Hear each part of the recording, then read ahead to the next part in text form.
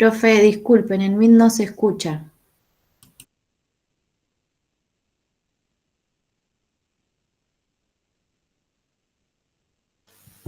Perdón, estaba silenciado, no sé por qué, porque habilité todo.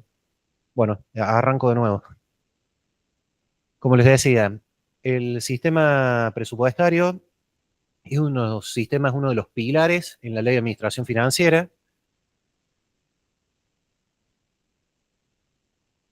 Bueno, che, tampoco, que después tomen nota. Aparte hay un montón de chat que nos traducen, están las clases grabadas de otro año. Yo ya no sé ni de qué tema estoy hablando. Bueno, no era de contabilidad. Bueno. Sí, iba a decir algo de contabilidad. El sistema de presupuesto, con la 2456, toma una preponderancia fundamental que no la tenía con la ley de contabilidad, porque en la ley de contabilidad había como un peso mayor de la contabilidad, pero no en el sentido que nosotros la conocemos, sino que estaba la contabilidad de movimiento de fondos, la contabilidad de presupuesto, la contabilidad de responsables y otra contabilidad patrimonial. Con la visión sistémica y la implementación de CIMAFAL y las reformas en América Latina, se implementa este modelo. Y en este modelo el presupuesto o el sistema presupuestario toma el rol mucho más preponderante del cual ya hemos hablado en las clases anteriores, ¿sí?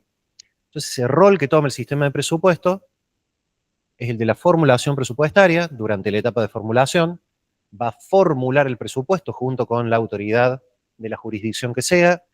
En nuestra materia estudiamos el nivel nacional. Las provincias, Córdoba, Santa Fe, Buenos Aires, Mendoza, el resto de las provincias han copiado prácticamente la ley de administración financiera con algunas particularidades, por lo cual los sistemas son muy parecidos y el presupuesto tiene un rol bastante importante. En Mendoza todavía existía hasta hace un par de años la figura del contador general, que era un rol con mucho poder político, por decirlo de alguna manera. No sé si todavía sigue estando, pero por lo general el sistema presupuestario toma ese rol. Y el rol de formulación, el presupuesto es el que va a bajar, el sistema presupuestario va a ayudar a bajar a tierra los contenidos del presupuesto y va a trabajar en conjunto con Jefatura de Gabinete de Ministros, que es básicamente el jefe, por decirlo de alguna manera, para poder llegar a presentar el presupuesto en el Congreso. Esto va a suceder el 15 de septiembre, ahora en 2 semanas. A partir de ahí, el sistema presupuestario también va a tener un rol durante la etapa de ejecución. Y ese rol que va a tener en la etapa de ejecución va a ser el de monitorear la ejecución presupuestaria y trabajar con ciertas cuestiones de flexibilidad que ya vamos a estar viendo. Y por último, en la etapa de evaluación, en la ley argentina se le da cierto rol, que en realidad es más que todo un monitoreo, no tanto una evaluación, al sistema de presupuesto a los efectos de que haga un análisis de los desvíos físico-financieros. Esto fue lo primero que habíamos visto de la visión sistémica. Esto es un PDF. Luego analizamos la ecuación presupuestaria fundamental y vimos cómo se posicionaba cada una de las escuelas, la clásica, la keynesiana, la productivista. Le dimos un primer pantallazo a lo que eran los clasificadores, la clasificación de esta estructura presupuestaria fundamental, ingresos y egresos, nos permitía obtener la cuenta de ahorro, inversión, financiamiento, o lo que en el libro le denomina las eras de estado de ahorro, inversión, financiamiento, y a partir de ahí podíamos interpretar mejor los resultados que se dan dentro del estado.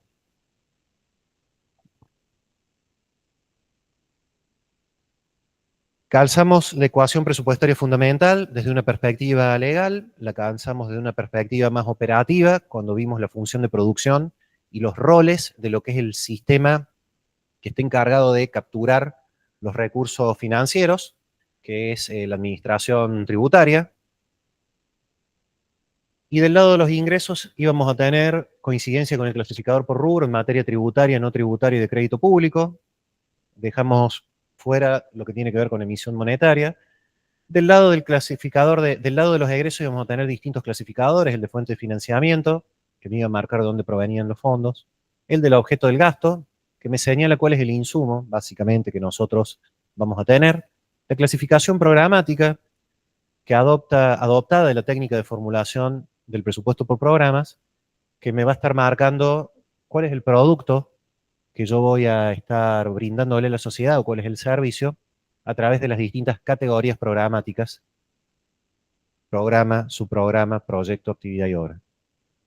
Teníamos clasificadores agregados como el de finalidad y función, el clasificador institucional que me va a estar mostrando quién es el que produce, quién es el que gasta, y por último, el clasificador económico, que es el clasificador que me va a aglutinar todos los otros clasificadores, y en términos macroeconómicos o de la ecuación macroeconómica me va a decir si hay consumo, si hay capitalización y si hay ahorro. Y estas tres cuentas básicas que tenemos ahí son las cuentas que conforman nuestro estado de ahorro, inversión, financiamiento. ¿Sí? Todo esto, clases pasadas.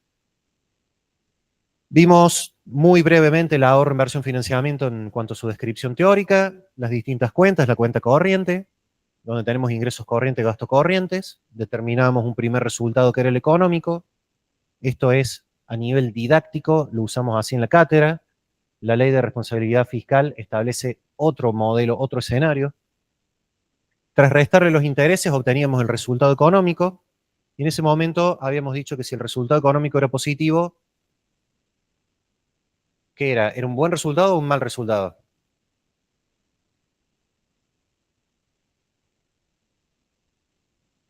Era un buen resultado. Exactamente, es como que estábamos diciendo que el Estado llega a fin de mes y le sobra plata. ¿Sí? Puede cubrir la totalidad de sus gastos operativos. Le sumamos ingreso de capital y gasto de capital, posicionándonos en la cuenta de capital y obtenemos un resultado financiero. Este resultado financiero ya empieza a jugar con activos de un balance del activo no corriente. Cuando yo tengo un ingreso de capital estoy vendiendo un activo, y cuando tengo una erogación de capital, porque no sería un gasto propiamente dicho, pero vamos a decirlo gasto, sería una compra de algún activo, principalmente activo físico, en algún caso puede ser algún intangible, por ejemplo un software. Obtenemos el resultado financiero, y este resultado financiero, en caso de que sea negativo, ¿qué habíamos dicho si es déficit? ¿Es bueno o es malo? No necesariamente va a ser malo. ¿Por qué? Exactamente, porque el gasto de capital no necesariamente es un gasto, sino que puede ser una inversión. Y ahí empiezan a jugar los movimientos por debajo de la línea de la cuenta de financiamiento, donde es recomendable, por lo general, que si voy a hacer alguna obra o voy a tener algo de infraestructura, no absorba toda la carga de esa obra la generación actual, sino todas las generaciones que la pueden llegar a disfrutar, y por lo tanto, si yo tengo algún préstamo que me permita dilatar el pago de esa obra a lo largo del tiempo, me va a convenir llevar a cabo esa obra mediante un financiamiento. ¿Sí? Sí.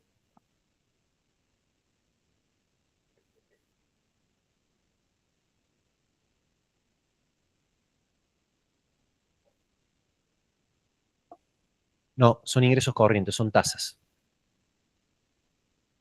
Ingreso de capital es una variación de un activo no corriente. Lo vamos a ver cuando integremos el ahorro, inversión, financiamiento en el módulo de contabilidad. Entonces, yo tengo un balance donde estoy teniendo una variación de activos. La tasa, por lo general, es el pago contra la retribución de un servicio. ¿Qué te está permitiendo ahí el Estado? Te está permitiendo transitar a lo largo de una ruta y te está cobrando en cierta forma el mantenimiento de esa ruta. Eso es lo que te está cobrando una tasa. De tener un inmueble y cobrar alquileres. Los alquileres van a ingresos corrientes, ¿sí? Son una rentabilidad, claro. Exacto. Ahí hay que considerar una cuestión importante. Por un lado, esa sostenibilidad que le da el gasto de capital al cuadro completo que bien les ha explicado Diego, hay que pensarlo a veces con un análisis dentro de ese mismo cuadro, o sea que esos ingresos, esas adquisiciones de bienes de capital van a producir, por ejemplo, esos ingresos corrientes que permitan pagar eventualmente los intereses de la deuda que provendrían de la inversión que uno hizo en esos bienes de capital. Es decir, pedí un crédito que está por debajo de la línea, lo apliqué a comprar algo, hacer, mejorar rutas, comprar un inmueble y alquilarlo, cosas que me van a producir de alguna forma un retorno, ¿sí? Porque es un activo rentable. Hay otro aspecto que, bueno, a ver, es como para cuando ya tengan la materia un poquito más avanzada. Pero está bueno decirlo ahora y después ustedes le vamos dando más vueltitas de rosca. que es la mejora en la productividad de la economía que producen las inversiones en infraestructura, ¿sí? Porque hay cosas que se ven, como son esos ingresos, esas rentas, pero hay otras que si la ruta está mejor, hay una mejora en el transporte de mercaderías que las empresas sacan del país o que transitan, que llevan y traen insumos.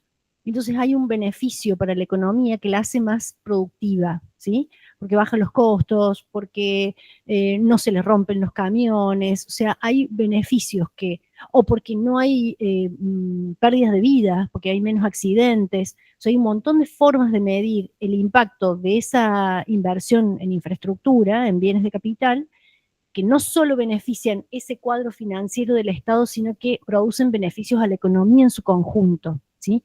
Ese impacto es más difícil de medir, pero es esa cosa que llamamos, cuando empezamos a ver la materia, a la que le llamamos el bien común, ¿sí? Esa cosa más subjetiva, más abstracta, pero se refiere a eso, a esas acciones del Estado que tienen que ver con algo que lo excede en esa ecuación financiera, ¿sí? Que tiene que ver con la productividad, con la mejora en la productividad y con el impacto que eso tiene en el conjunto de la sociedad. Pensar ahí también es que posiblemente el Estado no haga una ruta para tener un rédito. Que casualmente la medición, lo que pasa es que y los intereses de deuda posiblemente sean mucho más altos que las tasas y la ruta esté concesionada. Posiblemente en el análisis, exactamente, en el análisis que se haga es posiblemente cuánto más aporta al sistema tributario esa ruta. Pero bueno, nos metimos justo en un ejemplo medio complicado. Podríamos haber buscado otro, una inversión de empresas del Estado.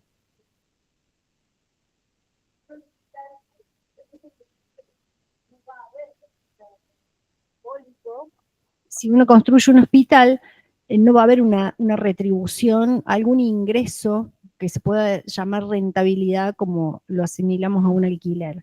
No, pero el hospital va a mejorar la salud pública, o sea, siempre tenemos que mirar esa cadena que va produciendo esas cosas. Va a mejorar la salud pública, que va a evitar que todos nos contagiemos de algo, o va a mejorar el presentismo en los obreros de una empresa, ¿sí? Porque hay una salud, un sistema de salud más adecuado, más eficiente, más eficaz, más que eficiente, más eficaz.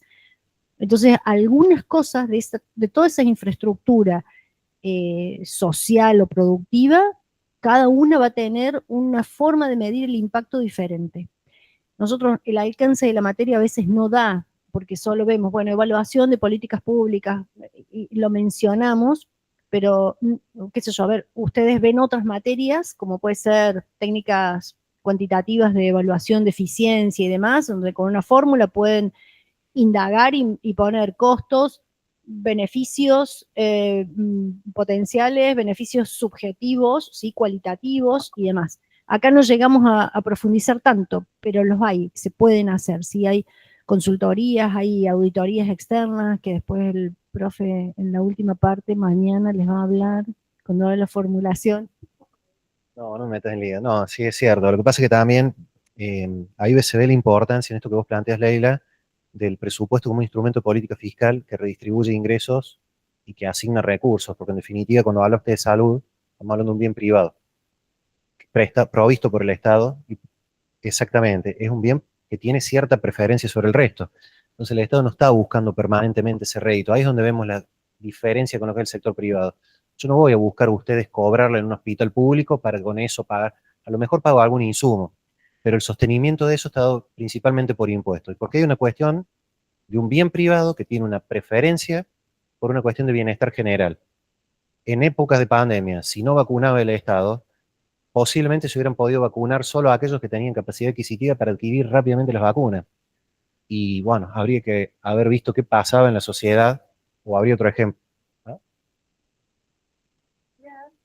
A ver, se vacuna solo el que puede, ¿no? El que puede comprar la vacuna, pero se contagia tanto el que puede como el que no puede, ¿no? O sea, yo me compro el medicamento porque puedo, pero salgo a la calle y me junto con Diego, que está engripado, y me contagio.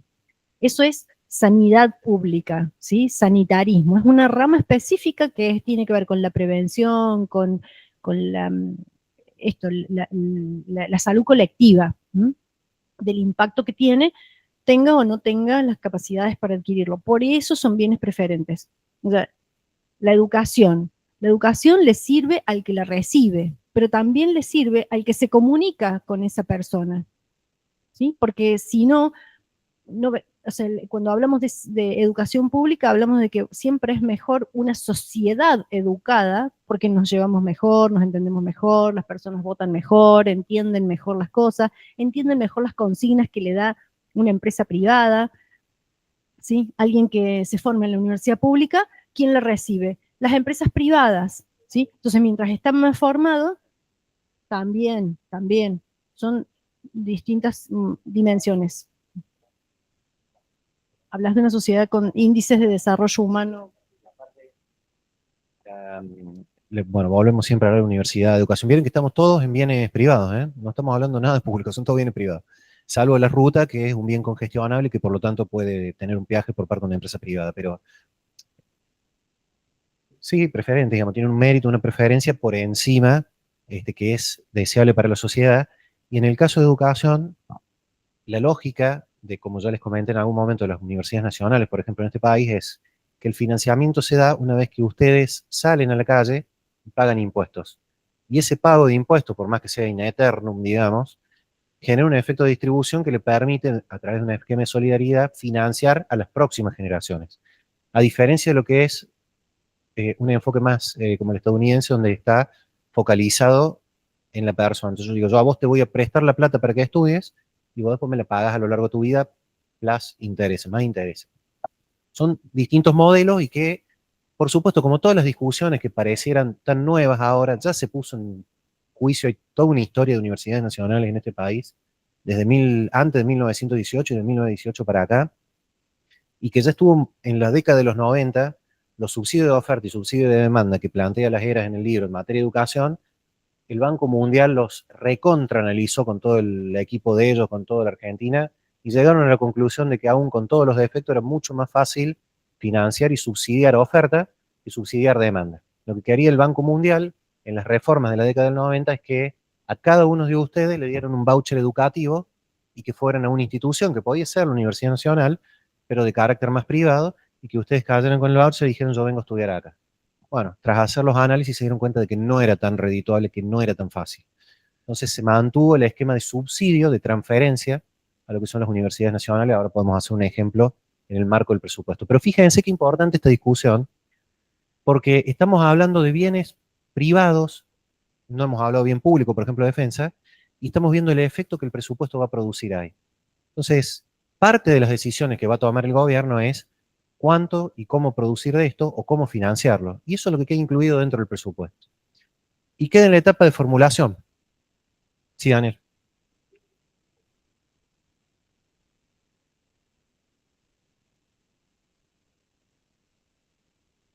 En el sector público también se aplica la cadena de valor. Lo vimos en la clase pasada. Siempre aplicas la cadena de valor. Cada vez que producís un bien o un servicio, particularmente educación, aplicas una cadena de valor. Ya sea altamente formalizada porque vos la estructuraste y dijiste yo necesito los médicos o las enfermeras, los enfermeros, no sé, el cocinero para el hospital por el otro lado, armás el programa de actividades y después tenés el resultado que es, qué sé yo, atención a pacientes, triaje, guardia, traumatología, lo que fuere. Así como si vos tenés un desorden fenomenal y decís, che, en el pueblo más chiquito donde tenés el dispensario financiado por el municipio, sí, acá necesitamos 2 médicos mínimo, uno en la mañana y uno en la tarde.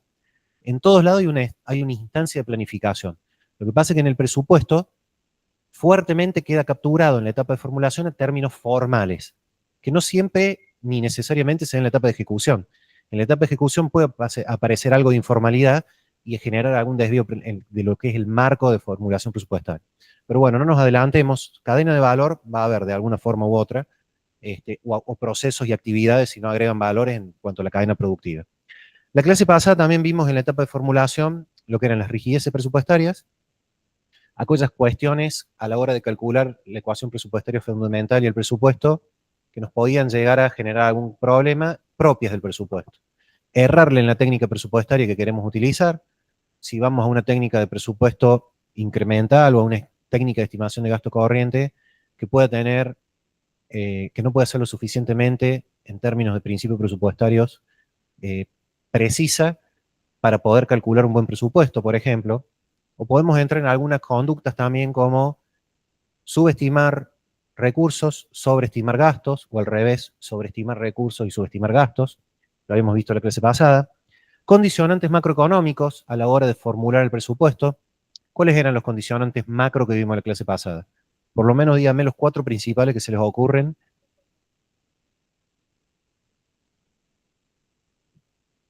Cuatro condicionantes macro. ¿Qué se le ocurre a ustedes que está decidiendo ahora Caputo, quién es el jefe de gabinete Franco, con el titular de la Oficina Nacional de Presupuesto, a la hora de establecer los lineamientos de los egresos? ¿Cuál es el primer indicador que tienen que ver?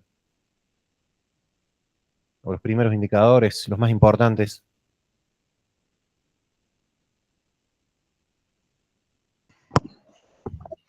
Estimación de la inflación.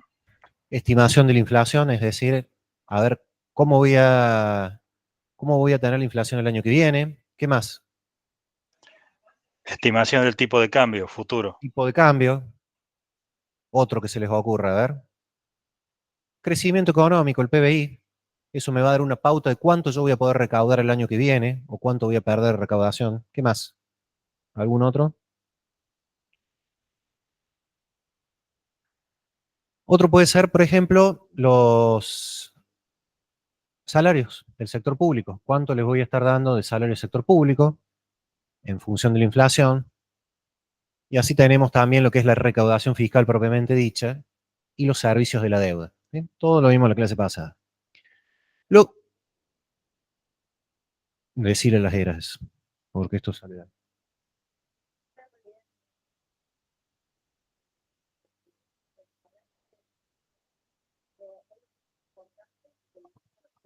Condiciona muchas variables del presupuesto, es la tasa de interés. Fundamental. La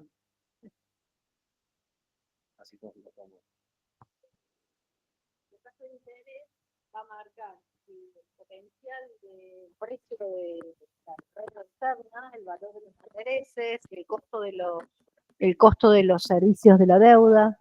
Ahí está como servicios de la deuda. Claro, Como servicio de la deuda va a depender de la magnitud de la tasa de interés a la que se negocian nuevos créditos, a las tasas de interés a las que se financian algunas actividades, algunos proyectos, la tasa de corte con la que se van a decidir o definir el valor actual neto, la tasa de retorno. ¿Vieron ya estimación de gasto de capital?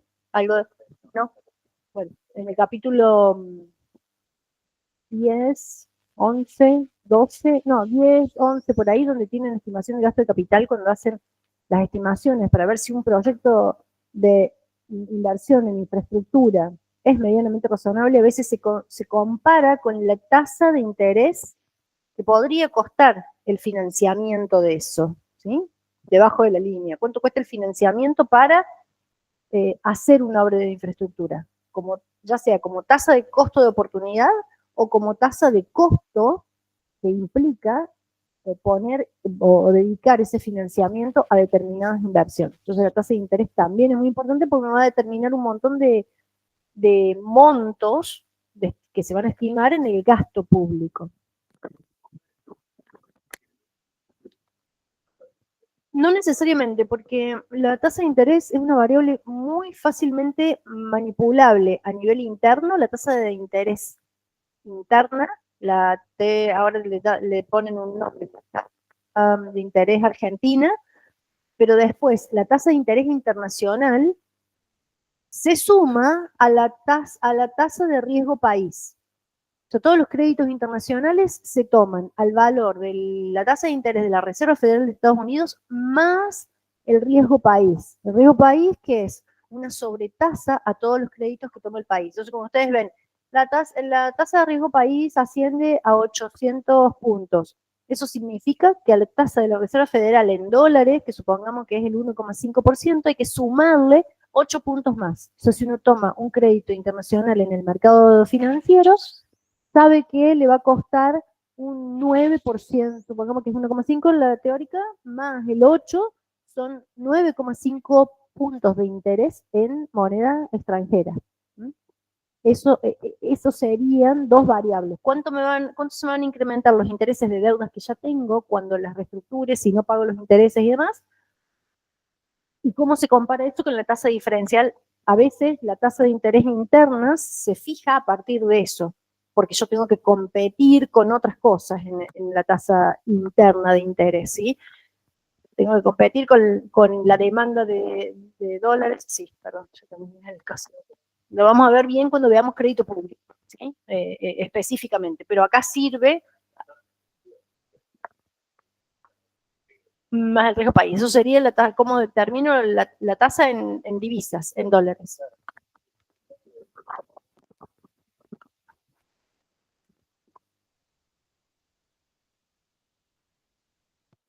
Más la de riesgo país. Bueno, también vimos los clasificadores, los principios presupuestarios, universalidad.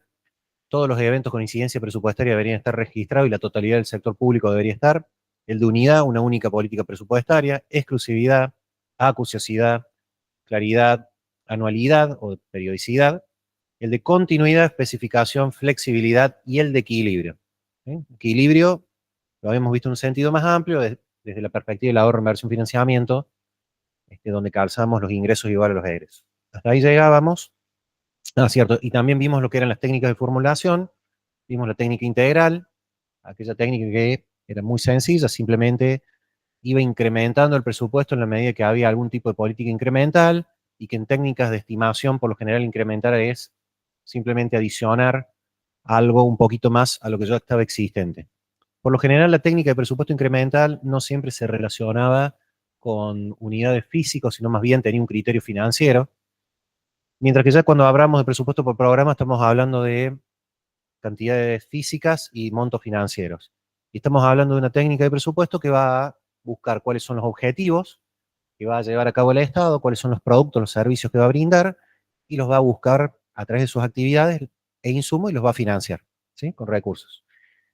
Hablamos todo lo del presupuesto por programa, inclusive hicimos una cadena de producción y vimos cómo se calzaba ahí. Hablamos también de lo que era el presupuesto base cero, que es una técnica no similar a la del presupuesto por programa, porque, por ejemplo, no sigue principio de continuidad. Las políticas que se dan en la técnica base cero, una vez que se cierran, no se vuelven a abrir. Y por lo general es una técnica de formulación presupuestaria que, a diferencia del presupuesto por programa, donde hay una asignación de recursos para el cumplimiento de un objetivo, en este caso esos objetivos buscan eficiencia asignativa. No se enfoca solamente en el objetivo que se quiere cumplir, sino en una competencia de distintos objetivos a los efectos de que el presupuesto se asigne eficientemente.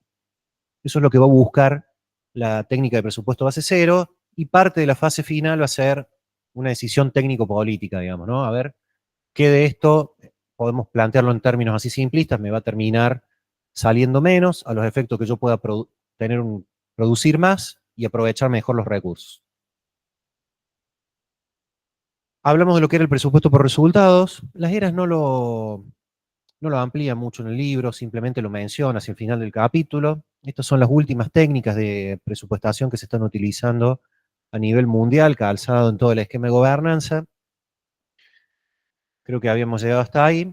Y después sí, entramos muy breve, les mencioné las técnicas de estimación, donde vimos los criterios empíricos y los más de carácter científico para todos los tipos de erogaciones que íbamos a tener y para todos los tipos de ingresos que íbamos a tener.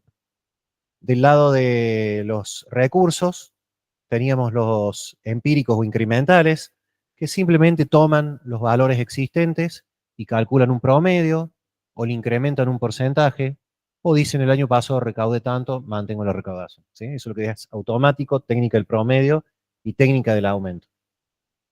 Hay distintos mecanismos de estimación, particularmente también en aspectos tributarios, donde podemos tener un análisis econométrico, tomamos el PBI y calculamos cuánto puede llegar a ser el IVA el año siguiente en función de los datos macro.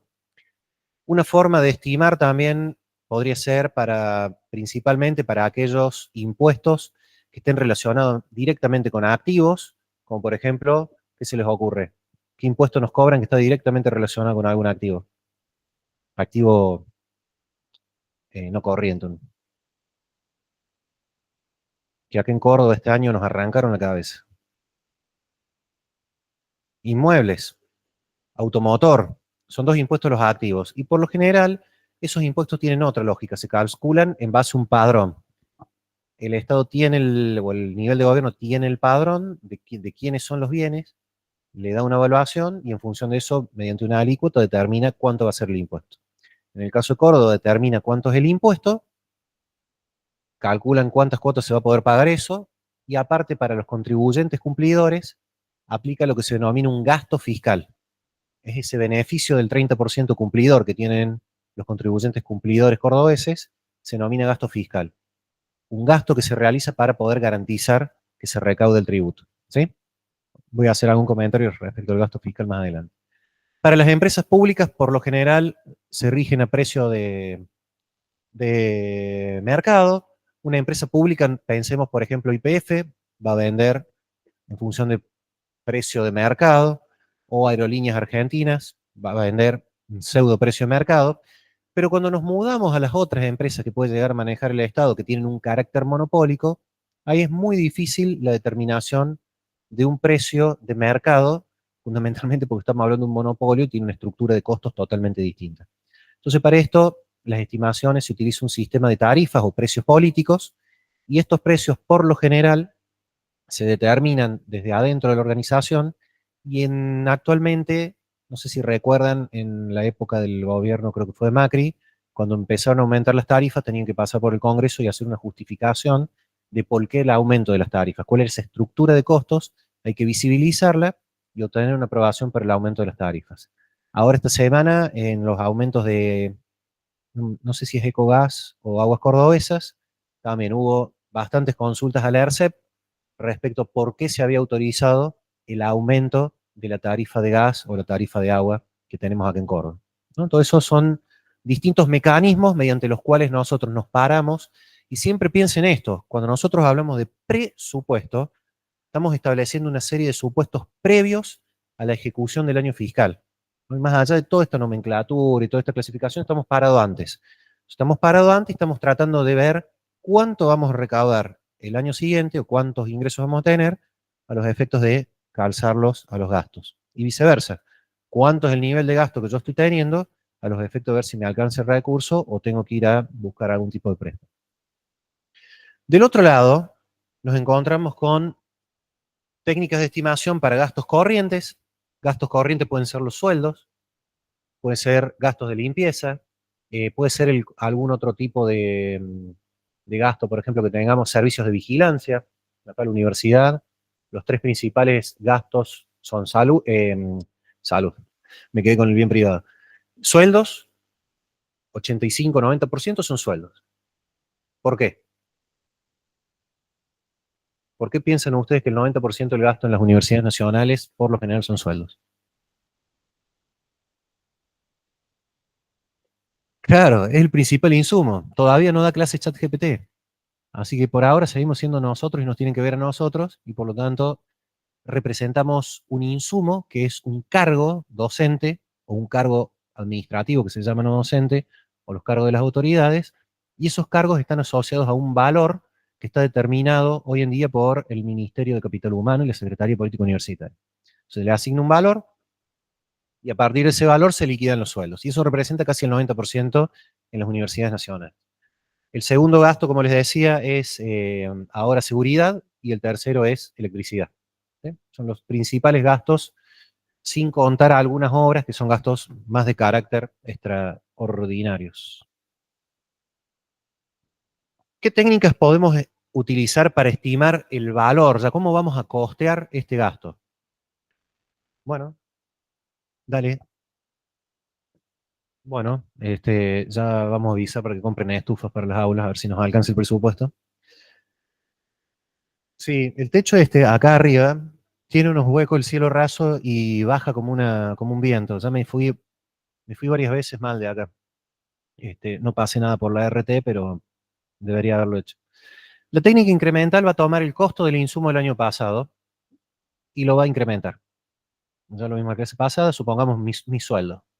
¿Cuál es el aumento que dieron ahora para las universidades nacionales? se calcula en forma incremental, dieron un retroactivo del 3,5% a junio, si no me equivoco. Entonces, bueno, aumentaron algo. Todo por debajo de inflación y lo previsto para los próximos meses el 1,1.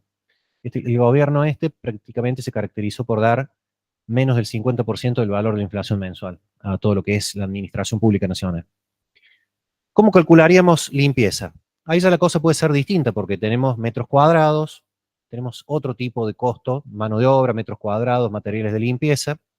Podemos hacer una estimación de cuánto nos cuesta eso o directamente podemos contratar a una empresa que nos pase un presupuesto, ¿sí?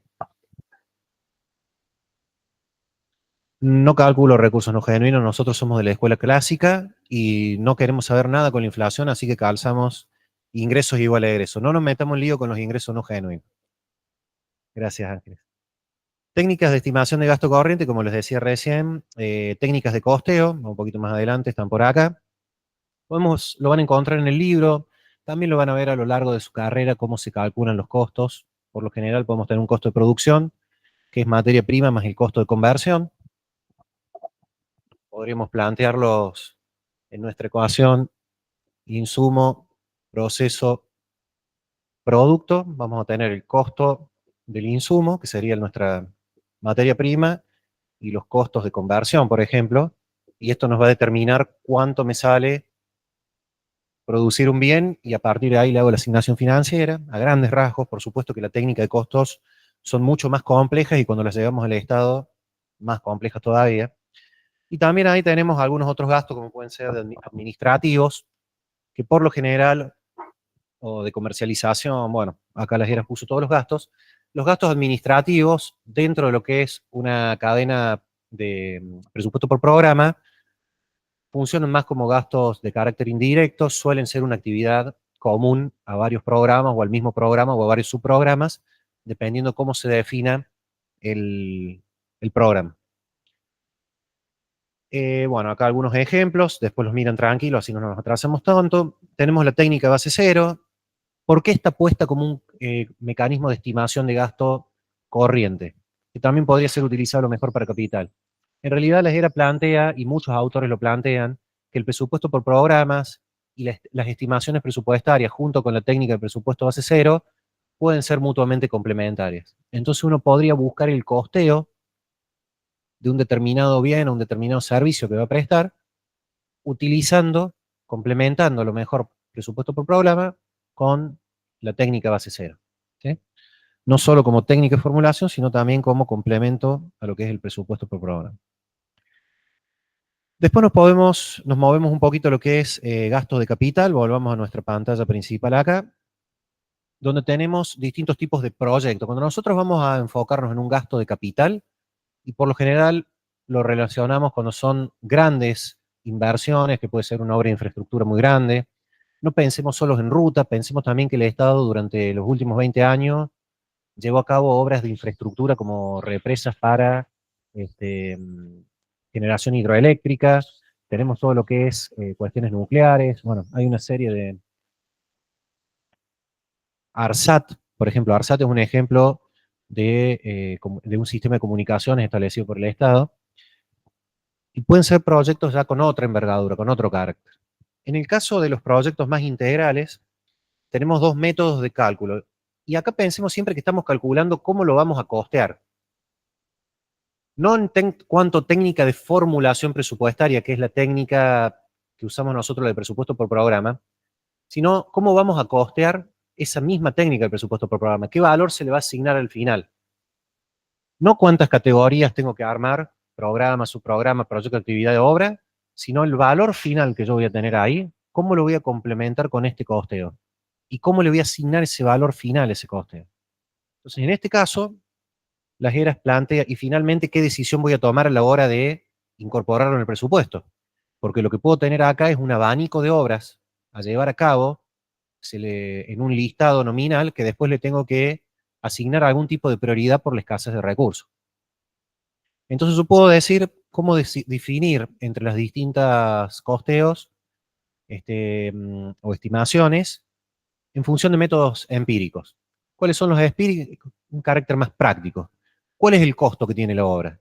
Si una obra me sale 500 y otra me sale 1000, puedo elegir por una obra que tenga menor costo. Supongamos que, y lo mismo puede suceder en un proceso licitatorio. Si yo voy a tener una licitación para, supongamos, Gendarmería compra muchos autos, porque está permanentemente los gendarmes transitando. Si yo voy a llamar una licitación para 200 vehículos de Gendarmería y le explicito absolutamente todas las características que van a tener esos vehículos, yo voy a definir por el menor costo. ¿Sí? ¿Cuál es el proveedor que me va a dar el menor costo? En una obra de infraestructura, yo voy a hacer un estudio técnico primero que me va a definir en cuánto tiempo tengo que hacer la obra de infraestructura, cuáles son las actividades que tengo que llevar a cabo, el diseño, puedo definir todas estas cosas y decir, bueno, para todo esto me va a costar esta obra tantos millones de dólares. Lo va a hacer el Estado, va a segmentar esa licitación y va a producir cada una de estas partes. Voy a hacer una licitación integral donde voy a llamar a licitación pública de la obra que estoy llevando a cabo, o inclusive el Estado podría decir, no, este tipo de proyecto directamente lo vamos a dejar para que al ser un proyecto llave en mano, que directamente me traigan el diseño, las actividades y cómo lo tengo que llevar a cabo, completo desde el sector privado. Entonces voy a traer un costo estimativo. Todo esto que acabo de decir recién lo vamos a operativizar cuando veamos lo que es el sistema de compras y contrataciones. Ahí vamos a ver cuáles son los distintos mecanismos. Pero desde la etapa de formulación, por lo general vemos cuál va a ser el proyecto que voy a llevar a cabo y trato de entender cuál va a ser lo que le va a costar, cuánto va a ser lo que le va a costar al Estado ese proyecto, en cuánto tiempo lo voy a tener, y desde ya les anticipo que si estamos hablando de gasto de capital, salvo que sea una computadora, salvo que sea el ejemplo del auto, por lo general nos va a exceder el ejercicio presupuestario. Entonces, muy probable, la ley de administración financiera lo prevé y en algunos casos también está previsto, que cuando yo hable de alguna hora voy a tener un presupuesto plurianual, voy a tener que calzarlo dentro de un presupuesto que me va a exceder el ejercicio.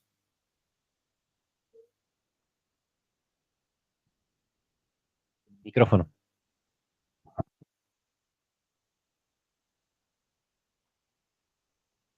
Que acaba de decir el profe, responde a uno de los principios presupuestarios que ya les reiteró, les recordó recién. ¿A cuál? Alguien abrió el micrófono. Hasta yo tengo miedo de decir que tengo miedo de equivocarme también. ¿Será con C? Sí, Arranca con C. claro. ¿Cómo? Bien, Sí. continúe. Exactamente. Vayan conectando eso con. Lean el artículo 15 de la ley. A ver qué dice respecto de eso, de que si una obra se presupuesta y se aprueba en un presupuesto anual, y ahí responde a ese principio de periodicidad, de periodo de un año, pero esa obra va a abarcar más tiempo que un año, el artículo 15 dice eso lo tiene que informar en una parte, en una nota al pie, todas las notas aclaratorias metodológicas, para que esa obra, sea cual sea el gobierno que asuma o que esté, si es el mismo o si hay cambio o lo que sea, a esa obra le dé continuidad. ¿Sí? Entonces tiene que estar en una nota aclaratoria y se pone como prioritario para el presupuesto del año siguiente las obras que están en curso versus iniciar nuevas. Entonces eso garantiza una cierta continuidad, porque esto de la anualidad hace que todo sea como muy taca-taca, o sea, hay cosas que, sí, los sueldos se pagan todo el año, cosas, los gastos de consumo y todo eso, bueno, en algún momento se podría interrumpir, pero las obras cuando se interrumpen producen o ocasionan una pérdida, o sea, eso que está ahí construido y se empieza a deteriorar y está parado y no, bueno, entonces ese principio de continuidad, que si ustedes leen el artículo 15, dice, se deben informar para darle prioridad en el ejercicio siguiente, para garantizar que esas obras que se inician en este presupuesto y se aprueban tengan una continuidad. Y tiene que ver con eso que dice el profe, de pensar en los presupuestos plurianuales. O sea, el presupuesto es anual, pero hay como un principio que se asocia con eso. Ese principio de continuidad tiene como función pensar en lo plurianual, en que hay cosas que necesitan más de un ciclo presupuestario para concretarse. ¿Mm? En el lado de los gastos, claro.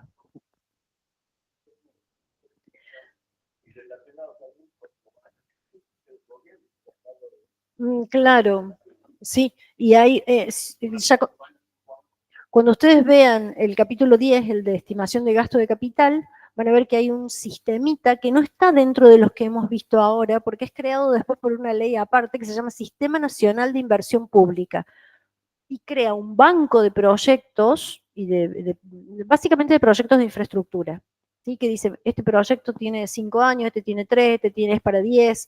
Entonces, cuando hay financiamiento externo del Banco Mundial o hay líneas de crédito, hay proyectos aprobados sobre los cuales se ha hecho un estudio de factibilidad, de posibilidad de aporte de ese proyecto y demás. Pero cuando vienen recursos del Banco Mundial, vienen para todo el proyecto completo, no para un año presupuestario, sino para ese proyecto. Entonces, ese Sistema Nacional de Inversión Pública tiene esa característica de pensar las actividades y las políticas de Estado con más de un año, que es lo que dura el año financiero. Claro, y te amplio algo ahí. Aparte, los nuevos proyectos del Banco Interamericano de Desarrollo, Banco Mundial, si no me equivoco, ya le pagan directamente al proveedor. O sea, ni siquiera la plata del Estado. Con lo Hay cual distintos, ahorran, hay ahorran en hay términos de depende, corrupción. sí, dependen los términos de referencia. En algunos casos exigen al país que ponga una parte, qué va a poner, les exigen ese compromiso, garantice que la obra se va a terminar, porque yo les doy los recursos ahora a todos y después cambia el gobierno y me cambia las... Entonces hay como todas esas situaciones en las cuales ese principio de continuidad o plurianualidad entra a regir en distintas cláusulas de la legislación y de las operatorias después que se hacen con organismos internacionales. Bueno, volvamos a costos, métodos de estimación de gastos. Dijimos que eran métodos empíricos, y del otro lado vamos a tener los métodos más científicos. ¿A qué le llaman a las eras los métodos científicos? A los que se calculan vía lo que ustedes han estudiado en parte en matemática financiera y lo que van a estudiar en gran parte en administración financiera. Porque acá entra a jugar el valor del dinero en el tiempo. ¿Sí? Ahí aparece un análisis de rentabilidad, o mejor dicho, un análisis de cuáles son los costos financieros que va a tener el proyecto. Entra a jugar la tasa de interés muy fuertemente. Entonces, lo que juegan acá son calzar determinados flujos de ingresos y egresos a los efectos de ver en cuánto tiempo yo voy a recuperar esto, y si tiene algún tipo de financiamiento, comparar cómo me va a dar ese financiamiento. Ah, sí, porque esto es PDF. Vamos para acá.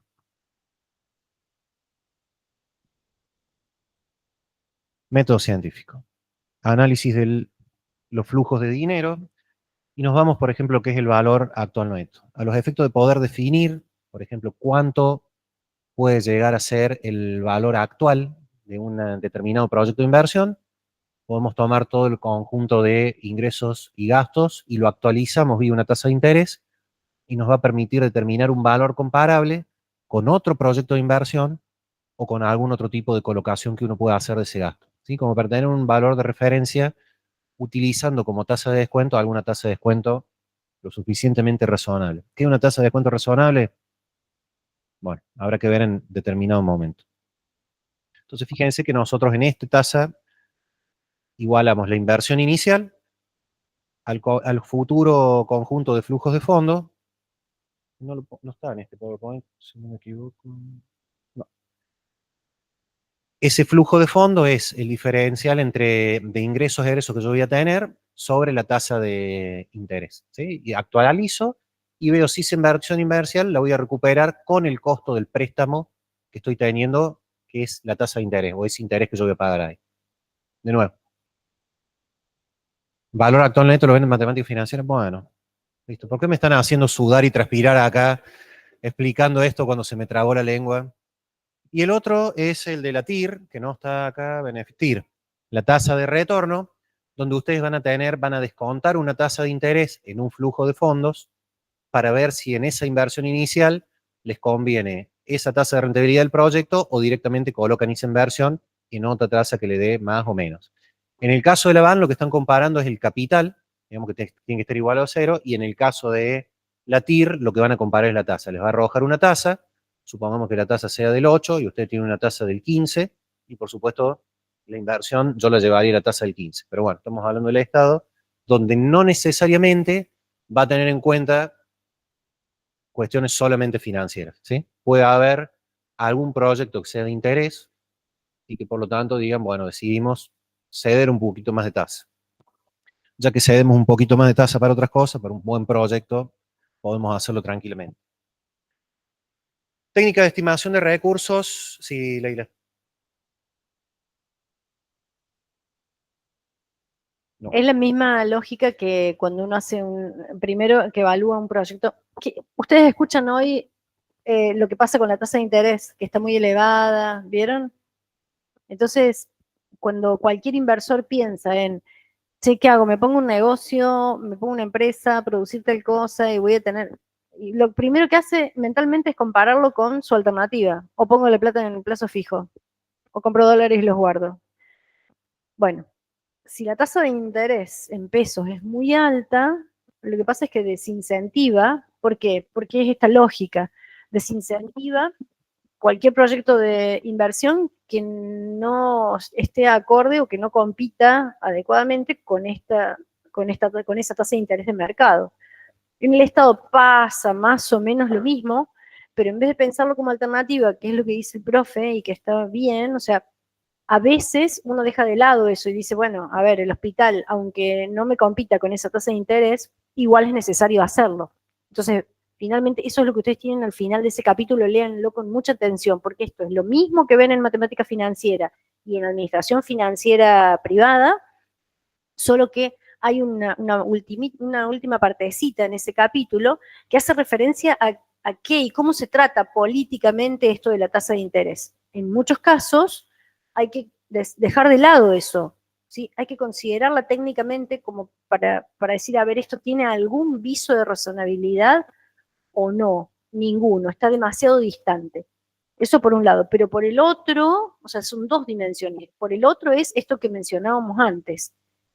Esa inversión se va a hacer con financiamiento externo, con financiamiento de otro. Entonces, tengo que pensar que eso va a tener un costo en tasa de interés muy elevado. O sea, que más allá de la consideración política, me va a dejar una obligación de pagar intereses que por ahí supere ampliamente no solo esos beneficios posibles de retornar o de recuperar, sino que me deje unos intereses muy altos que después ni la productividad ni el incremento de las bases imponibles que podrían surgir de un incremento en la producción y de incremento del PBI me reditúen en ingresos corrientes para pagar los intereses, ¿sí? O sea, las dos cosas.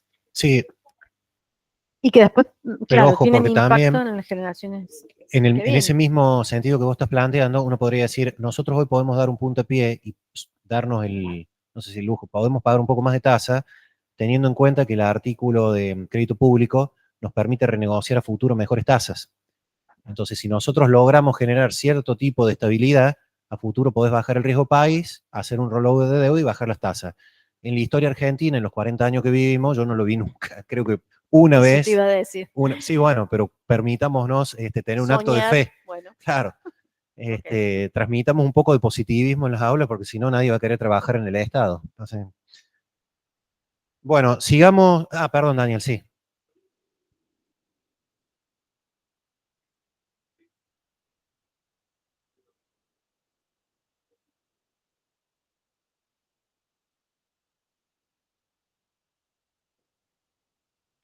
Sí, a ver, hay que diferenciar, hay dos cosas. Hay que diferenciar. Yo ahí diferenciaría lo que está haciendo ahora el gobierno en materia política y monetaria para poder tratar de sostener la banda superior, digamos, ante las elecciones. Y lo otro es el acceso a los préstamos internacionales y la tasa que tiene que pagar Estados Unidos. Hay una cuestión ahí que tiene que pagar Argentina, un furcio. La actuación en política monetaria lo que hace es disparar la baja credibilidad y lleva a que te aumente a vos el riesgo por parte del país en materia de pago de su propia deuda, ¿no? Lo otro es para contener internamente el mercado, que no se dispare para allá. Esto otro tiene que ver con la tasa libre de riesgo más los puntos del riesgo país. Ah, exactamente. ¿Está conectado? Sí, por supuesto, porque a mí me va a venir a prestar plata alguien de afuera. Pero esa conexión está dada por una cuestión de credibilidad, que es lo que te representa a vos el riesgo país. Bueno, nos hemos demorado bastante en esto. Sigamos, técnica de estimación de recursos, no lo repito. Es relativamente sencillo, tenemos los criterios incrementales automáticos, lo mismo que les dije antes, nada más que lo van a encontrar en el libro más detallado, con mejores ejemplos. Estimación de ingresos de empresas públicas, lo que tiene que ver con la emisión monetaria. No me meto ahí, léanlo tranquilo y discútanlo en política económica. Sí hay una suerte de cálculo de cuánto podría llegar a ser el respaldo por parte de un banco central. Insisto, no me voy a meter en eso, si no nos vamos a estar los próximos 40 minutos hablando de si es buena o es mala la emisión, si corresponde o no. Lo vamos a saltear antes que lo vea la profe. Y por supuesto que a la hora de estimar los recursos tributarios entra en juego lo que es la presión fiscal. La presión fiscal es qué tanto estamos presionando a quienes nos van a pagar, o la medición de eso, si es muy alta la tasa tributaria que se está pagando, si es muy baja. Bueno, una profe que vino en plena pandemia a dar una clase de España presentó un análisis de Argentina y su presión fiscal respecto a lo que es OCDE, y la conclusión a la que llegó es que en realidad tenemos una tasa que no es muy alta, 40 y pico % en ese momento contra el 55% de OCDE. La contrapartida de esto es decir, bueno, ¿y dónde está la diferencia? Bueno, posiblemente los servicios de los países de OCDE que preste el Estado sean de mayor calidad o se perciban de mayor calidad que los servicios que perciben los ciudadanos de Argentina, quizás, ¿no? Pero no es tanta la presión fiscal como uno, o no era tanta en ese momento como uno llegaba a suponer, el 45%. Este nivel de presión fiscal es importante, la van a ver en el práctico cuando estimen la formulación presupuestaria de ingresos, porque nos va a dar una pauta de nosotros decir, bueno, si creemos que vamos a poder recaudar tanto porcentaje del PBI, no tenemos que olvidarnos de que gran parte de la economía hoy no está aportando, es decir, se mantiene en un sentido más informal. Al estar informal, quienes están aportando son los que están en la formalidad, y esto me distorsiona, y es uno de los principales problemas que tenemos en materia de recaudación fiscal. Si ustedes leen el libro de las eras, este libro y ese capítulo particularmente, el de la reforma liminar, capítulo 4, el capítulo 2, donde están los resultados de la reforma, ni eso, el capítulo 1 creo que están los resultados de la reforma, él analiza cuáles son las conclusiones de la reforma en la década de los 90. Y llega a una conclusión muy sencilla. ¿Tenemos un problema del lado tributario?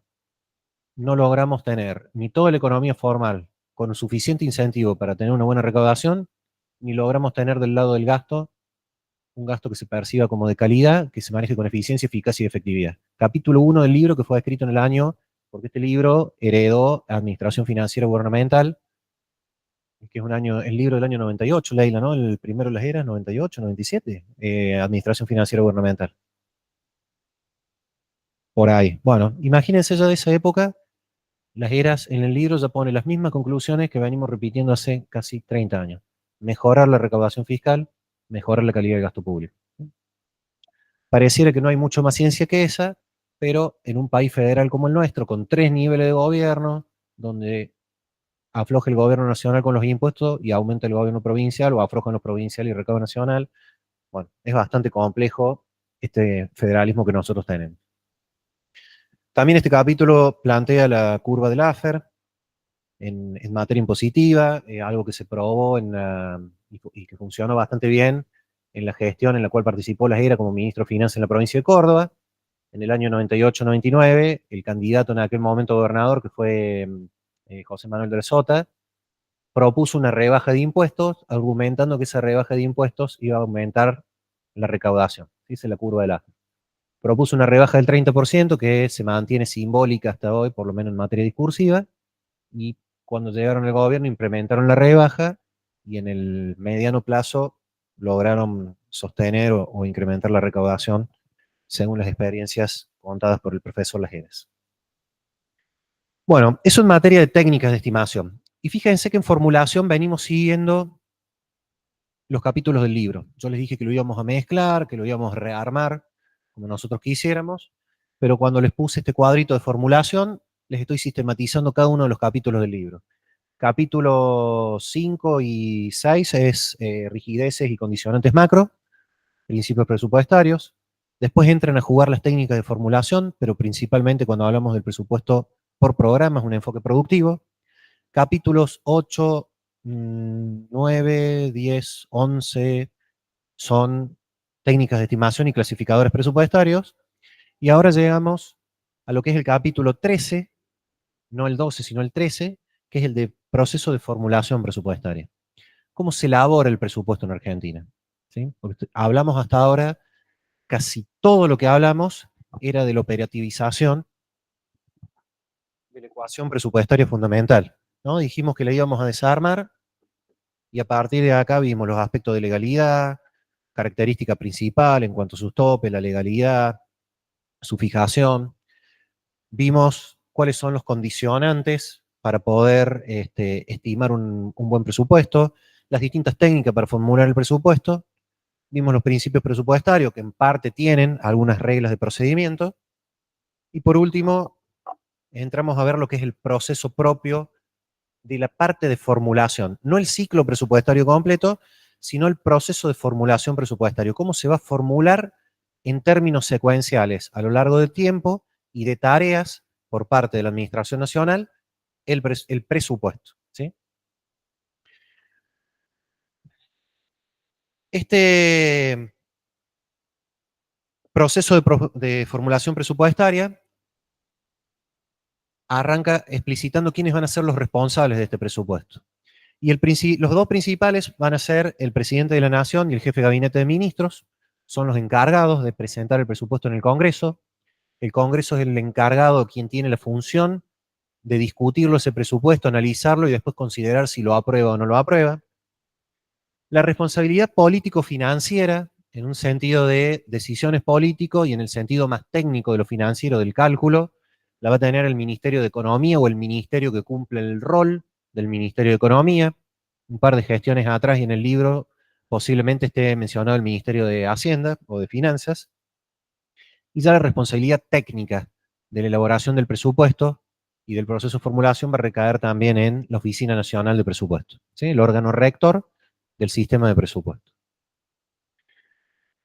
¿Cuáles son estas pautas o etapas que nos pone Las Heras en el libro?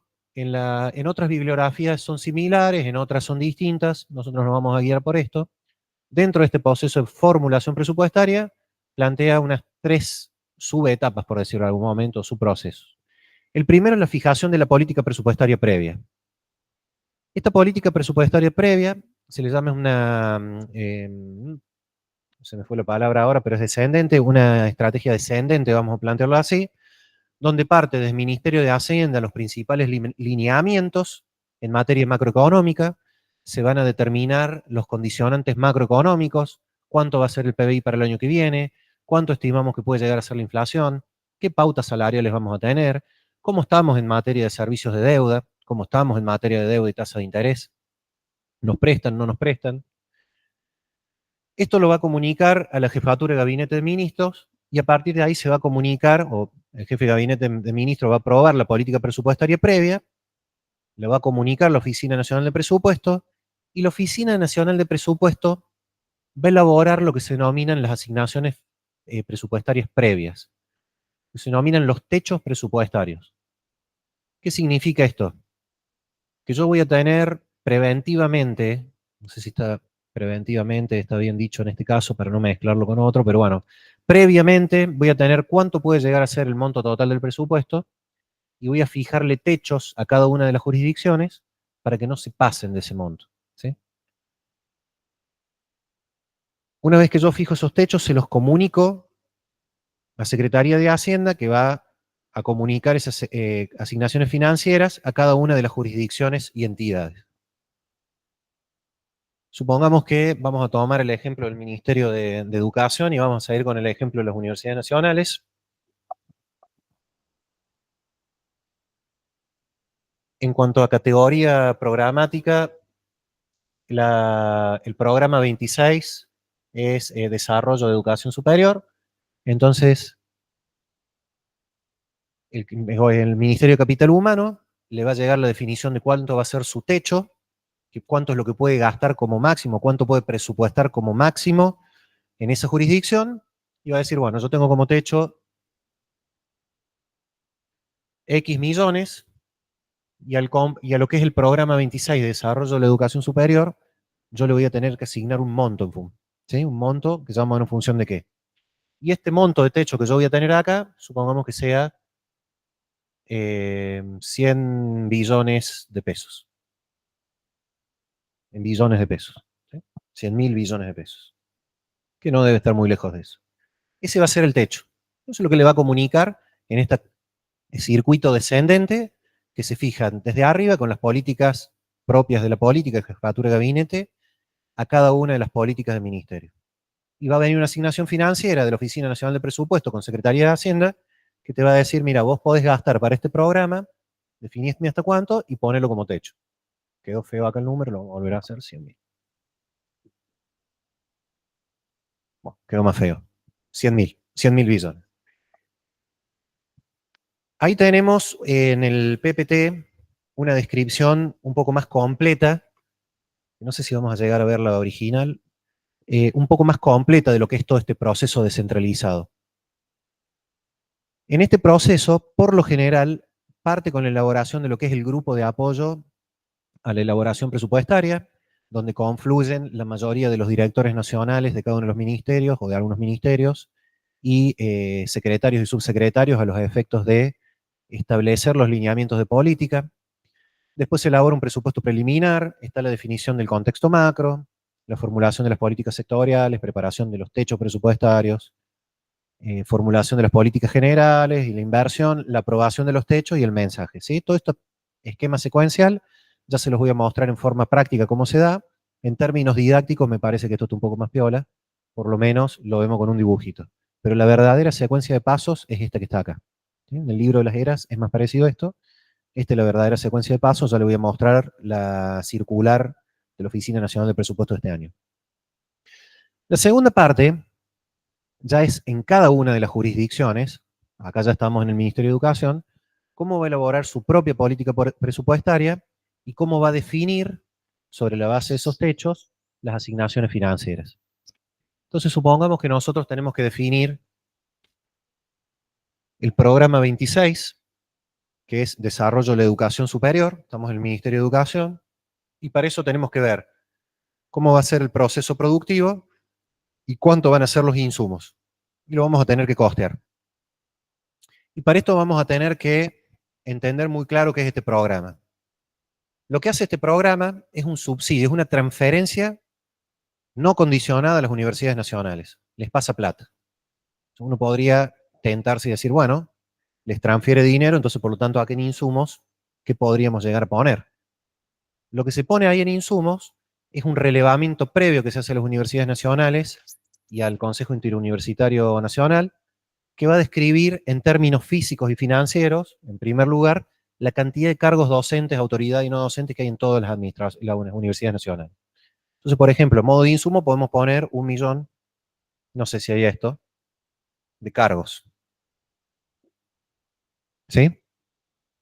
Lo segundo que va a hacer el ministerio es decir, bueno, ¿y solo pagamos salarios? No, también va a haber otro tipo de gastos, como por ejemplo, gastos de mantenimiento, gastos de electricidad, gastos de hospitales que también hay. Entonces, ¿cómo vamos a calcular los gastos de funcionamiento? Esos gastos de funcionamiento, por lo general, se informan los metros cuadrados construidos, otros consumos, supongamos, energéticos, cantidad de becas que se otorgan en las universidades, y en función de estas estimaciones, ya hay un modelo de asignación de recursos que me va a decir cuánto financieramente le debería yo asignar a las universidades nacionales en cada subsidio que le voy dando a cada una de ellas. ¿Sí? Una vez que nosotros determinamos esto dentro de la jurisdicción, y acá lo que estamos armando es algo que se denomina anteproyecto de presupuesto, porque es previo inclusive al proyecto de ley de presupuesto, vamos a construir nuestras actividades, todo lo que sea salarios se va a denominar actividad 15, creo que es,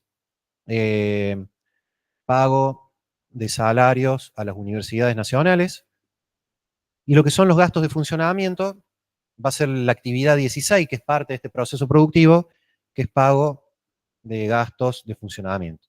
No me acuerdo si es específicamente eso, después ustedes lo miran cuando tengan ganas.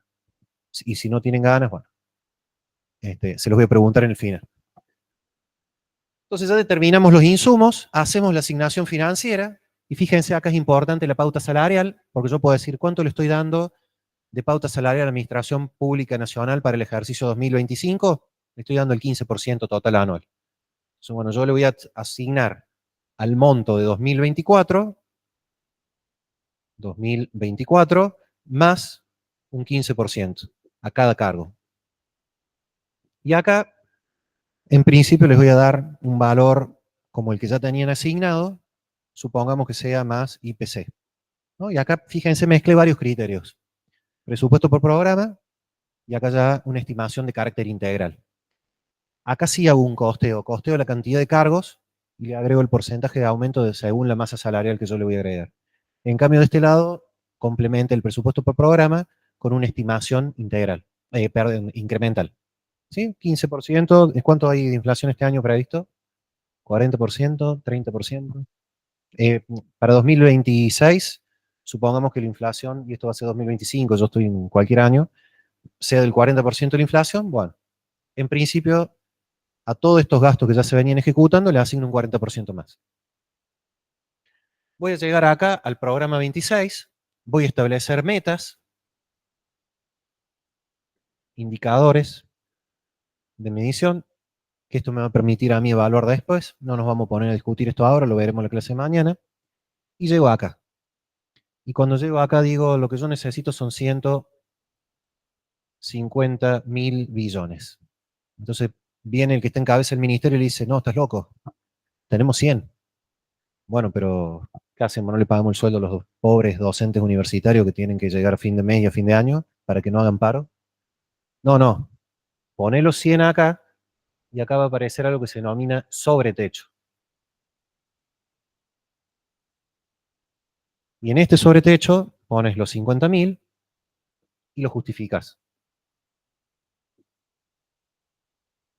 ¿Sí? Total, 150.000 es el presupuesto anteproyecto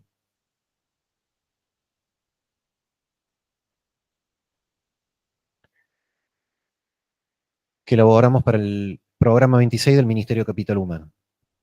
Entonces, una vez que se ejecuta esta metodología, fíjense, ahí tenemos el diseño de las redes programáticas, las metas de producción, los indicadores, por supuesto que está la asignación financiera, lo va a llevar a cabo una unidad de ejecución, programa de la educación superior es Subsecretaría de Políticas Universitarias, el SAF consolida y elabora el anteproyecto, es decir, el sistema administrativo financiero lleva a cabo todo esto, y la jurisdicción define la política institucional sobre la base de esos techos y sobretechos, ahí ya entra a jugar cabeza el ministerio, y después van a discutir en una próxima etapa contra la jefatura de gabinete y con el resto de ministros, se van a pelear para ver si hay alguna cuota de presupuesto extra que le permite incrementar acá. Y literalmente se van a pelear. Los ministros, por lo general, los ministros que no son de economía, que no son de finanzas, en la literatura anglosajona le llaman expenders, son los que gastan. No tienen incentivo para gastar poco, todo lo contrario, siempre tienen incentivo para gastar muchísimo. No hay economicidad, quieren gastar, quieren demostrar que pueden llevar a cabo todas sus políticas. Por otro lado, el ministro de Finanzas es un defender, defiende las arcas públicas y tiene que pararlos a todos y decirles, no, no, olvídate, este año el 15% no lo damos, no llegamos a pagar 15% salario, paguemos el 8%, y después vemos qué pasa con la recaudación o si tenemos suerte. ¿Sí? Entonces está toda esa tensión permanente en lo que es el presupuesto y es una discusión política ya interna dentro del mismo Ejecutivo, que ni siquiera todavía entró en el Congreso donde está la segunda parte de la discusión política, está la primera. A veces dentro de las coaliciones electorales o dentro de un mismo partido político, el que es ministro de Defensa, de Salud o de Educación, quiere ser el próximo presidente. Y quiere demostrar que es un ejecutivo y lo demuestra haciendo cosas. Y hacer cosas implica gastar. Y gastar no necesariamente implica gastar eficiente, eficaz y efectivamente, ¿no? Entonces, una vez que se elabora el anteproyecto de presupuesto, se eleva a la Oficina Nacional de Presupuesto. La Oficina Nacional de Presupuesto lo analiza, ajusta, consolida y elabora. Finalmente el proyecto de ley toma todos los anteproyectos, se discute y por último el jefe de gabinete de ministros va a elevar al 15 de septiembre como fecha límite el proyecto de ley de presupuesto para el próximo ejercicio fiscal. ¿Sí? ¿Me siguieron con toda esta secuencia? Viene de un criterio también de otros organismos donde lo que se busca es el cálculo del presupuesto con una corriente descentralizadora, donde las unidades que estén por debajo estimen su propio presupuesto, pero con la trampita de estos techos. Me vas a estimar el presupuesto en el marco de lo que yo te digo y lo que vos exceda lo vamos a discutir después. Esa es la lógica que tiene la formulación presupuestaria. Voy a cambiar acá de pantalla. Me avisan en todo caso si... Se apagó el micrófono, perdón. Y acá, no permitir. Acá lo que tenemos es lo que yo acabo de hablar. Es el cronograma de elaboración presupuesto para el periodo 2026-2028. Arranca con la coordinación inicial del grupo de apoyo a la elaboración presupuestaria. Fíjense que se va asignando la actividad, cuándo es la fecha de inicio, cuándo es la fecha de finalización y el responsable. Cada 2 o 3 años se va elaborando un cronograma distinto y a partir de ahí se disparan exactamente la mayoría de los pasos que yo les dije, pero bien formalizados en este cronograma que seguramente es, no sé qué tipo de normativas son los cronogramas estos. ¿Te acordás vos, Colena? Espera. Debe estar acá. Referencia, anexo, el artículo 3, IF, APM, sector público. Es una disposición, me salía, pero no sabía si era la palabra correcta. Bueno, ya estamos 10 minutos de cerrar la clase, o sea que no nos vamos a poner a ver en detalle todo esto, pero posiblemente arranquemos con esto mañana. Se van cargando todos y cada uno de los pasos en forma secuencial como un subproceso dentro del proceso de formulación. Vamos cargando todos y cada uno de estos pasitos. Cada una de estas áreas tiene la obligación de llevar a cabo estos pasos, que finalmente va a terminar en la remisión. Fíjense, acá ponen 16 del 9, pero estos deben ser los de remisión del proyecto de ley de presupuesto al Honorable Congreso de la Nación, responsable y la fecha. Todo, absolutamente todo, tiene una secuencia, ¿sí? Parte de un proceso de transparencia presupuestaria donde no solo están identificados cada uno de los pasos, sino también cada uno de los responsables. Volvamos a la presentación. ¿Qué se presenta y para qué nivel organizacional o, sí, amplitud le llaman a veces dentro del presupuesto, pero para qué áreas del presupuesto nacional se presenta el presupuesto? El contenido que va a tener el presupuesto es disposiciones generales, ese va a ser el primer título. El segundo título, presupuesto de recursos y gastos de la Administración Central. Y el tercero, de los organismos descentralizados. Y cuando nosotros veamos cuáles son las disposiciones generales y lo que dice la Ley de Administración Financiera, es que el presupuesto se prevé, corregime Leila si no me equivoco, para la Administración Pública Nacional. Y ahí hay una suerte de queja por parte de, siempre en los congresos y demás, que se dejaban o se excluían en esta primera presentación lo que son las empresas del Estado y algunos fondos fiduciarios. ¿Sí? Pues siempre así. Pero por suerte, el año pasado, ¿dónde está la otra descarga?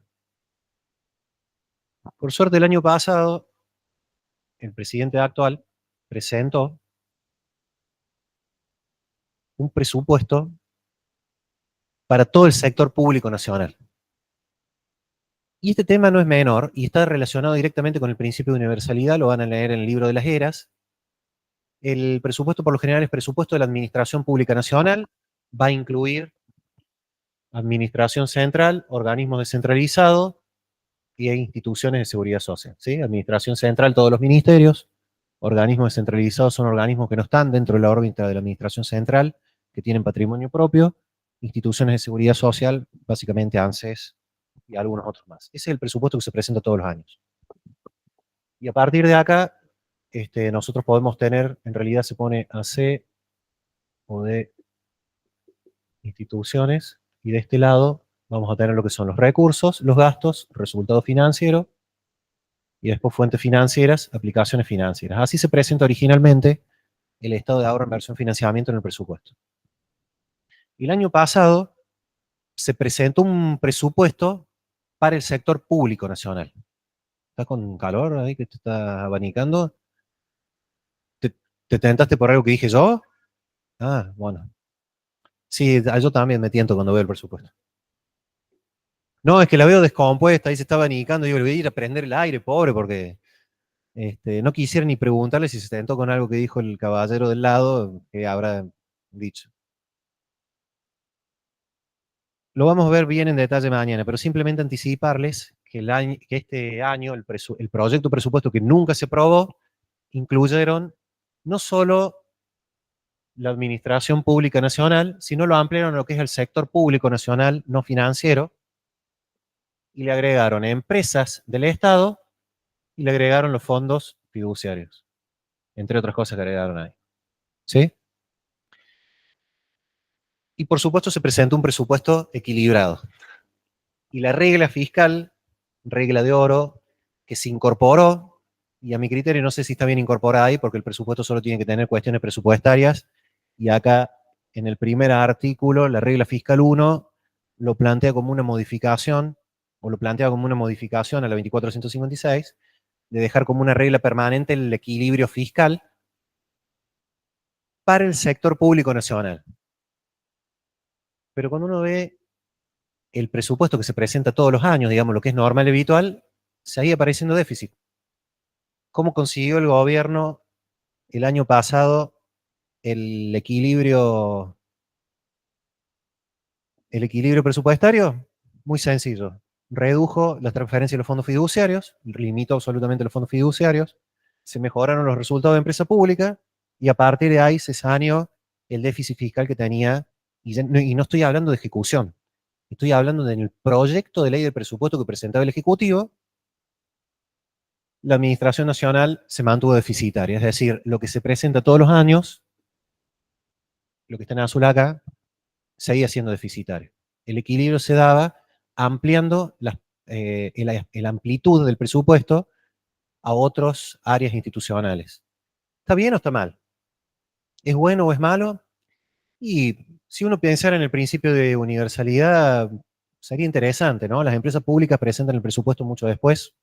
Por lo general lo hacen hasta el 30 de septiembre en el Ministerio de Economía. No está totalmente integrado el presupuesto de empresas públicas dentro de lo que es el presupuesto nacional, o sea que es un avance interesante. Y lo de los fondos fiduciarios, por lo general, las malas lenguas en los distintos congresos dentro de la academia decían que sabían ser cajas negras sin ningún tipo de control y que no es recomendable tener fondos fiduciarios. A ver, Otros dicen que son buenos. Eso todos los años se presenta como, lo van a estudiar, como Posterior. presupuesto consolidado. Exactamente. O sea, esto pasó así porque finalmente el presupuesto no se trató y no se aprobó, porque era intratable e inaprobable. ¿Por qué? Porque los presupuestos de las empresas públicas se aprueban por o sea, violan los se aprueba por separado. estatutos de las sociedades. Exactamente. Entonces, bueno, como no se aprobó, quedó ahí eso así muy bonito, pero eso es el presupuesto consolidado. Fíjate que hay una categoría y la ley prevé que son los presupuestos consolidados. Son eso.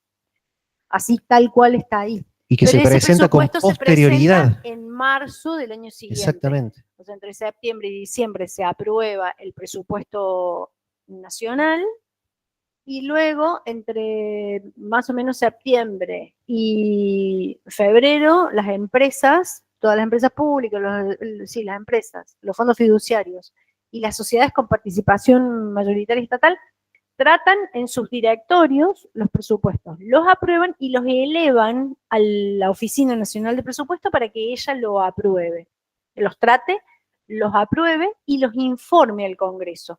¿Sí? Ese es el mecanismo. Entonces esto, así completito, está en marzo. Sí, de hecho este cuadro parece, por lo general, mucho tiempo después de que se apruebe una ley de presupuesto. Pero ¿dónde está el tema acá? En la regla fiscal que se puso, esta de acá, porque por lo general el principio de el equilibrio presupuestario que se busca en el presupuesto es para la Administración Nacional. Y acá se está poniendo con el presupuesto consolidado con las empresas públicas y los fondos fiduciarios. Es decir, se cambió completamente el criterio. Por eso insisto, no sé si es una novedad, no sé si es bueno o es malo. Quizá puede ser un criterio interesante para tener en cuenta de acá a futuro y modificar la ley de administración financiera, pero a lo que se venía haciendo por lo general, se cambió, ¿no? Entonces, el superávit fiscal que se plantea acá, o ese equilibrio que se está planteando acá, no se conforma con lo que es habitualmente, o lo que la ley de administración financiera prescribe que debe tener la ley de presupuesto, sino con una visión un poco más amplia, ¿sí? Eso era lo que quería mostrar muy rápidamente, lo vamos a seguir viendo mañana. Mañana posiblemente la clase sea virtual, igual que la semana pasada, y en esta clase vamos a terminar con todo lo que es de ver los distintos proyectos de ley de presupuesto, las distintas leyes de presupuesto que se aprobaron, algunas de estas particularidades de estas reglas fiscales, y de ahí nos vamos a ir, quiero volver acá, perdón que lo cierro. Vamos a ver cómo funciona el tratamiento legislativo, es muy breve, y vamos a ver qué pasa en la etapa de ejecución y en la etapa de evaluación, ¿sí? Sería capítulo 2 y terminamos lo que es el capítulo 13. No sé si les queda alguna duda, seguro que un montón, pero alguna duda que se animen a decir ahora. Daniel, ¿ninguna duda? Profe, una consulta.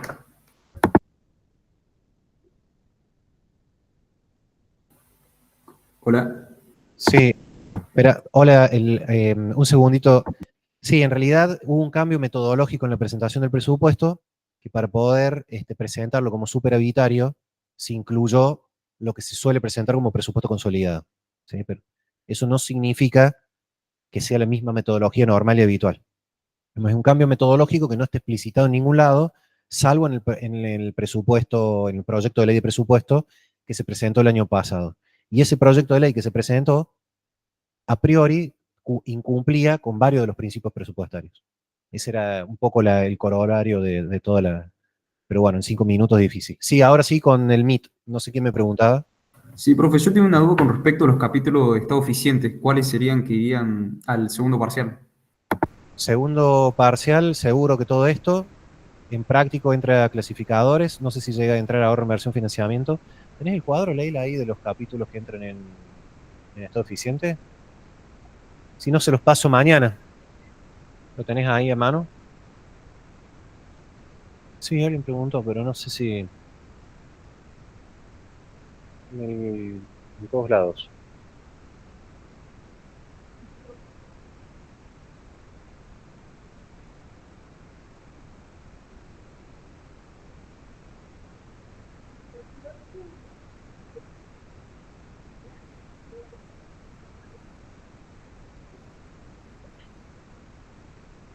Sí, de nuevo el micrófono, por favor.